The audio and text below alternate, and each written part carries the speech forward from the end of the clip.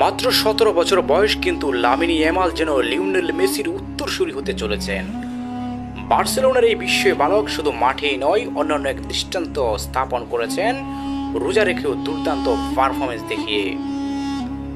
Lamine Yamal বার্সেলোনার এক উজ্জ্বল নক্ষত্র। মাত্র 15 বছর বয়সে বার্সেলোনার মূল দলে জায়গা পাওয়া এই উইঙ্গার ইতিমধ্যেই ইউরোপিয়ান ফুটবলে আলো ছড়াচ্ছেন।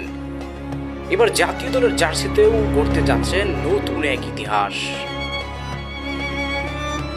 চ্যাম্পিয়ন্স লিগের গত ম্যাচে বেনফিকার বিপক্ষে রোজা রেখে মাঠে নেমেছিলেন ইয়ামাল। কেউ ভাবতেও পারেনি অভুক্ত থেকেও এমন পারফরমেন্স দেখানো সম্ভব।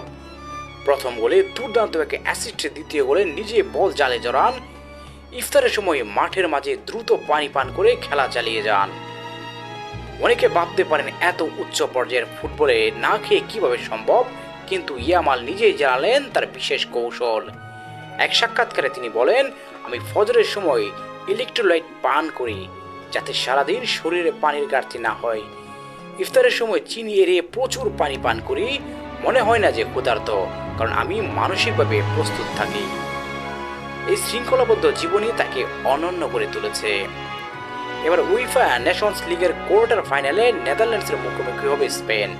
এই ম্যাচে ইয়ামাল হতে পারেন প্রথম স্প্যানিশ ফুটবলার যিনি রোজা রেখে জাতীয় দলে ম্যাচ খেলবেন। 20 ও 23 মার্চ 2 লেগের এই ম্যাচে তাকিয়ে থাকবে গোটা ফুটবল বিশ্ব।